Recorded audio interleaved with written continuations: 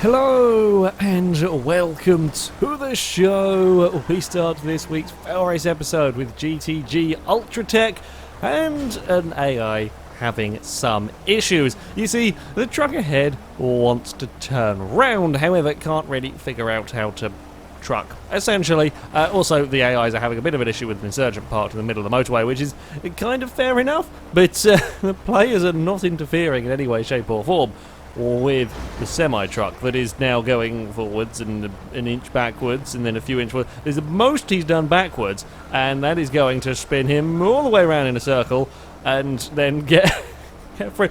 It's one way to do it. Would have been easy to do that from the start, but never mind. It's AI for you.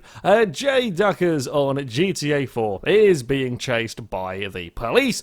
However, it is good to know that the FailRace Police Department are even back in these older GTA games, as the SWAT truck comes flying past, absolutely wipes out the poor cruiser that is, I think actually lands back on its wheels again, having been, well and truly battered. Some duder on Driver San Francisco is picking a bus to try and make a traffic jam. Now, creating traffic jams on this game is incredible fun, as he goes to pile it into the oncoming lane. However, this black bus has other ideas and is determined not to be late for his next stop. There we go, it's off. It's off into the city and now it's completely vanished. That is a dedicated bus driver, as we're still continuing to make a nuisance. A police car has now become involved in all of that shenanigans.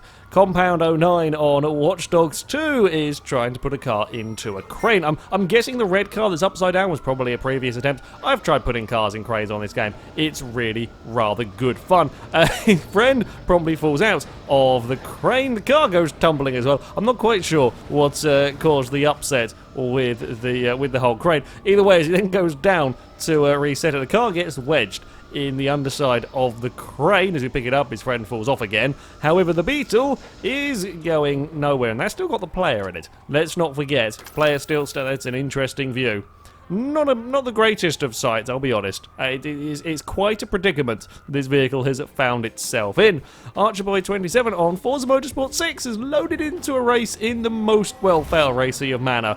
Let's face it, FailRace don't do starting grids, but if we did, it would probably look something along these lines. There's even a couple of orange and black cars in there. Unfortunately, the race doesn't actually ever properly get underway. Not only the cars are at all sorts of wonky angles, they actually don't work, which leads to most of the people dropping out. However, I've seen a lot of odd things go on Forza. I've never seen that one before.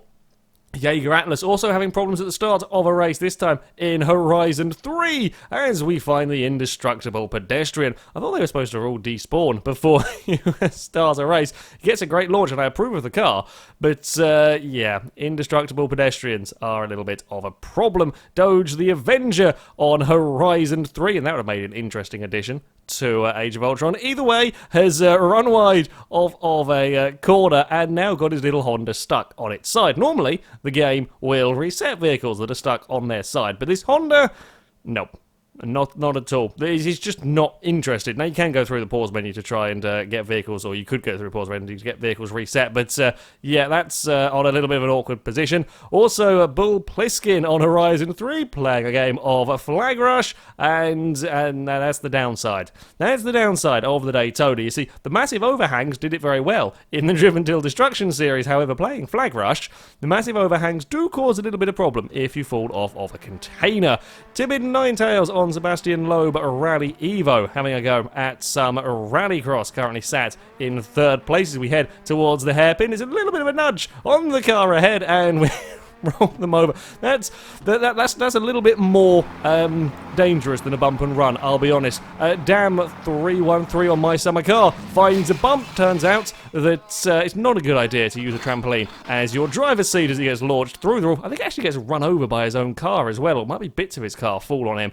The Satsuma ends up upside down, and he ends up very much dead. Dance 1211 on iRacing runs a little bit wide in his Indy car at the Nürburgring, can't pull it up in time, clips the wall, the game gets confused, decides the car should do a roll, and ends end up upside down. I had to slow this one down for a second look. It is quite an impressive little stunt from the car. A very easy mistake to make at this circuit. But as he clips the wall, the game kind of hovers the car, then goes, oh no, we've got to go for a roll first before we can put it back down again. Then we can go back down, and, well, that'll be the end of the IndyCar in all of that. It's not only the IndyCars having issues. Sparkie on Assetto Corsa with a Formula 1 car. Again, too much speed into, in fact, quite a lot too much speed into this corner. This Formula 1 car's issue, though, is it wants to kind of occupy two spaces. And, well, one car and trying to, it doesn't quite work. It doesn't know if it wants to be on the left-hand side of the wall or the right-hand side of the wall, so it's trying to occupy both at once, making a funny noise while doing it.